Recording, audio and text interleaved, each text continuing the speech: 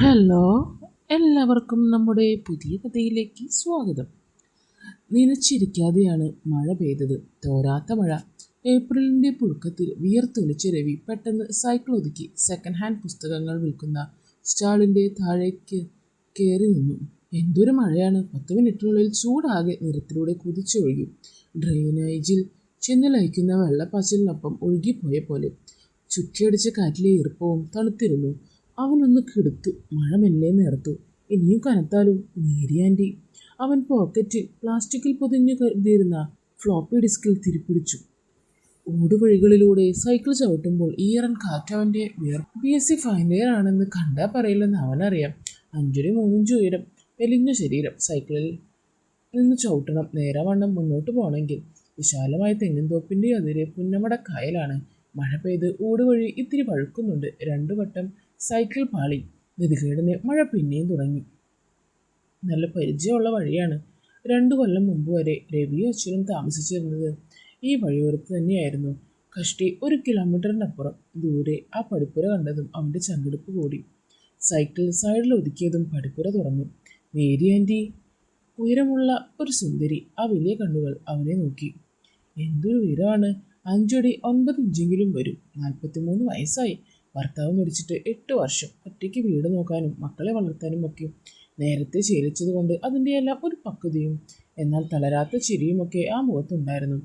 നല്ല നിറം. മുണ്ടും ബ്ലൗസും മേൽമുണ്ടും. ശ്വാസമെടുക്കുമ്പോൾ പ്രത്യേക ഭംഗിയാണ്. രവി, നീ നനഞ്ഞു കുതിർന്നല്ലോ, ഇങ്ങോട്ട് വന്നേടാ.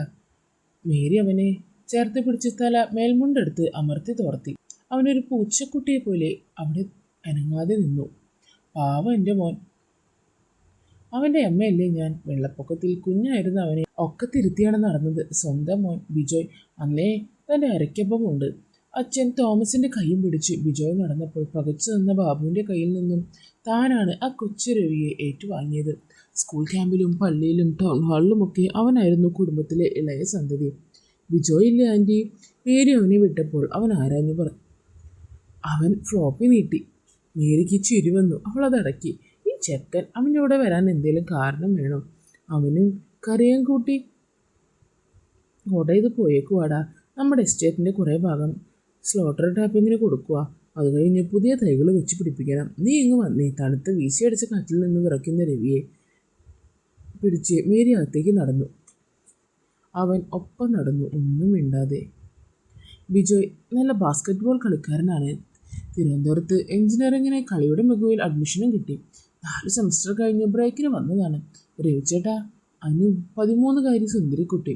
അവൻ്റെ ഒപ്പം പൊക്കമായി പെണ്ണിനെ തുള്ളിച്ചാടുമെന്ന് അവനെ ചേർത്ത് നിർത്തി. എടി കാന്താരി. ആ മെലിഞ്ഞ പെണ്ണിനെ അവൻ എടുത്തുനിന്ന് ചുറ്റിച്ചു.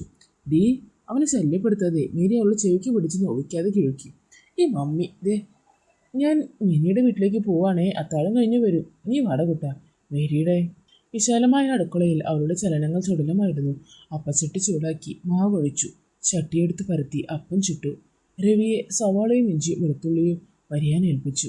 വെളിച്ചെണ്ണ ഒഴിച്ച് പിടിപിടിയെന്ന് എല്ലാം ഇട്ട് വഴറ്റി. പച്ചമുളകും കറിവേപ്പിലയും 2ാം പാലും ചേർത്ത് ചൂടായപ്പോൾ വെട്ടിക്കഴുകി വെച്ചിരുന്ന കായൽ മീൻ കഷ്ണങ്ങളിട്ട് തിളപ്പിച്ചു.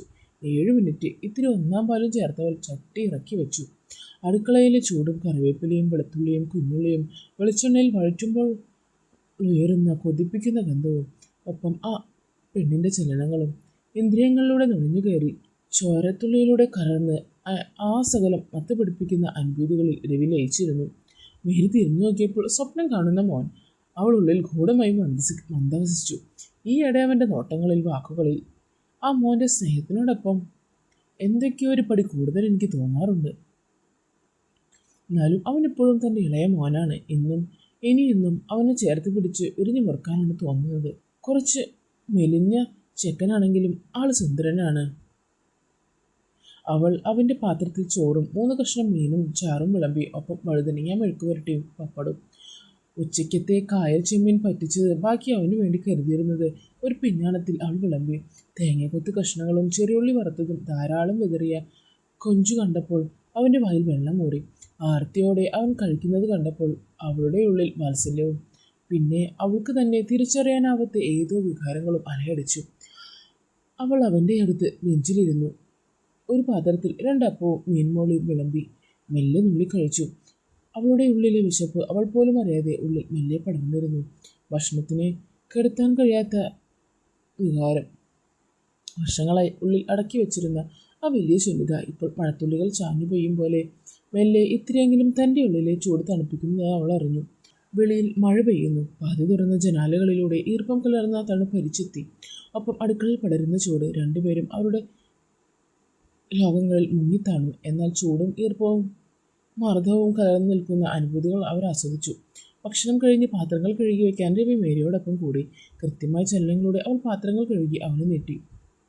ടവൽ കൊണ്ട് തുടച്ചിട്ട് സ്റ്റീലിൻ്റെ റാക്കിൽ അവൻ പിഞ്ഞാണങ്ങൾ നിരത്തിയൊടുക്കി.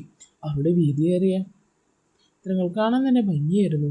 ശരിക്കും പറഞ്ഞാൽ അവനൊരു പൂച്ചക്കുഞ്ഞിനെ പോലെ അവളോടടുത്ത് നിന്നു. നീയാകെ മെലിഞ്ഞു പോയല്ലോ, അവൾ അവനെ ഒന്ന് തൊട്ടു നോക്കി പറഞ്ഞു. അവൾ അവൻ്റെ താടിക്ക് പിടിച്ച് മുഖം ഉയർത്തി. എനിക്കറിയാം, ബാബു ഓഫീസും യൂണിയൻ പ്രവർത്തനവും ഒക്കെ കഴിഞ്ഞ് വീട്ടിൽ വരുമ്പോൾ ഒരു സമയമാവും.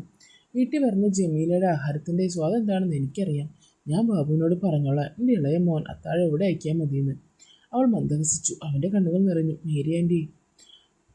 അവളുടെ ഉള്ളവും കവിഞ്ഞൊഴുകി. ബിജോയും അനുവിനെ പോലുമല്ല, തൻ്റെ കൊച്ചുമോൻ. അവനൊരു അമ്മയുടെ കരുതലാണ് വേണ്ടത്. ഒന്നും ആലോചിക്കാതെ അവൾ അവനെ പിന്നെയും ചേർത്ത് നിർത്തി. അനു വരാൻ വൈകും, നീ വന്നേ. മേരി കോലായിലേക്ക് നടന്നു. പിച്ചളവിളക്ക് താഴ്ന്നു കത്തിയിരുന്നു. അതിൻ്റെ വെളിച്ചം വരാന്തയിലെ ടൈലുകളിൽ നീളമുള്ള നീളുകൾ വീശി. മുറ്റത്തിനപ്പുറം വഴിക്കും തെങ്ങിൻ തോപ്പിനുമപ്പുറം കായൽ നിശ്ചലമായി കിടക്കുന്നു. ചിതറിക്കിടക്കുന്ന നക്ഷത്രങ്ങളെ പ്രതിഫലിപ്പിക്കുന്ന ഒരു ഇരുണ്ട കണ്ണാടി. അപ്പുറത്തെ തുരുത്തിലെ മുനിഞ്ഞു കത്തുന്ന വീട്ടുവിളക്കുകളുടെ നേരിയ തിളക്കം. മഴയിൽ തവളകളുടെ സംഗീതം. രാത്രിയിൽ വിരിഞ്ഞു നിൽക്കുന്ന നിശാഗന്ധിയുടെ സൗരഭ്യം നനഞ്ഞ മണ്ണിൻ്റെ മത്ത് പിടിപ്പിക്കുന്ന ഗന്ധത്തിനോട് കലർന്നു. എലിസബത്ത് ചാരുപടിയിലിരുന്നു. പഴയ കുടവ ബൈബിൾ തുറന്നു. അവൾ വശത്ത് തട്ടി കാണിച്ചു. രവി ആൻറ്റിയോട് ചേർന്നിരുന്നു. ക്ഷീണിച്ചോടാ. അവൾ അവൻ്റെ കവിളിൽ തലോടി. ബിജോയും അനുവും തന്നിനുണർത്താത്ത എന്തോ വാത്സല്യം കലർന്ന ആ വിറയ്ക്കുന്ന മെലിഞ്ഞ് അവനെ ചേർത്ത് നിർത്തി. ഇവിടെ ഇരിക്കുമ്പോൾ എനിക്ക് ക്ഷീണമില്ല ആൻറ്റി, അവൻ സരളമായി പറഞ്ഞു. അങ്ങനെ അവിടെ ഇരിക്കുന്ന നേരത്താണ് ഗേറ്റിൻ്റെ സൗണ്ട് കേട്ടത്. നോക്കിയപ്പോൾ അനു ആയിരുന്നു.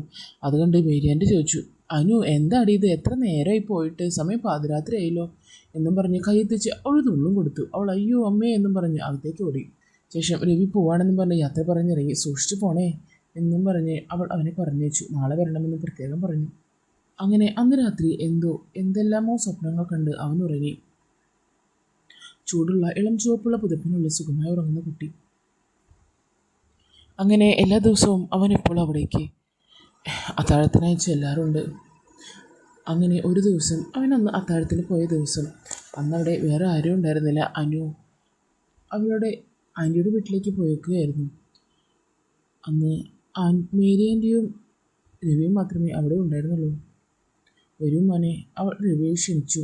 മേരി ആൻറ്റി അവന് വേണ്ടി ചൂടുള്ള അപ്പവും സ്പെഷ്യൽ മുട്ടക്കറികളും മറ്റ് ഒരുപാട് വിഭവങ്ങൾ അവന് വേണ്ടി നിറച്ചു വെച്ചിരുന്നു. കാരണം അവൾക്കറിയാം എത്രത്തോളം അവളുടെ ഭക്ഷണത്തിന് വേണ്ടി അവൻ കൊതിക്കുന്നുണ്ടെന്ന്. ഒപ്പം അവളും ഭർത്താവും മരിച്ച് വർഷങ്ങൾ എത്രയായി. ഇപ്പോഴും വെച്ച് വിളമ്പി കൊടുക്കുന്നുണ്ടെങ്കിലും മനസ്സറിഞ്ഞ് സ്നേഹത്തോടെ ആരും അവളെ കഴിച്ചിട്ടില്ല, അവളുടെ വിഭവങ്ങൾ ആസ്വദിച്ചിട്ടില്ല. ആദ്യമായി രവിയാണ് അതെല്ലാം ചെയ്തത്. അതുകൊണ്ട് തന്നെ രവിയോടായിരുന്നു അവൾക്ക് കൂടുതൽ താല്പര്യം. അതുകൊണ്ട് രവിക്ക് വേണ്ട എല്ലാ കാര്യങ്ങളും അവൻ ചെയ്തു കൊടുത്തു. അപ്പം ആൻറ്റിക്ക് വേണ്ടതും അവൻ കണ്ടറിഞ്ഞ് ചെയ്യുമായിരുന്നു. അപ്പോൾ ഇന്നത്തെ നമ്മുടെ മോട്ടിവേഷണൽ സ്റ്റോറി നിങ്ങൾക്കെല്ലാവർക്കും ഒത്തിരി ഇഷ്ടപ്പെടുമെന്ന് കരുതുന്നു. ഇഷ്ടപ്പെടുവാണെങ്കിൽ ലൈക്ക് ചെയ്യാനും ഷെയർ ചെയ്യാനും സബ്സ്ക്രൈബ് ചെയ്യാനും നിങ്ങൾ മറന്നു പോകരുത് കേട്ടോ. അപ്പോൾ വീണ്ടും കാണാം. അതുവരേക്കും ബൈ ബൈ ഫ്രണ്ട്സ്.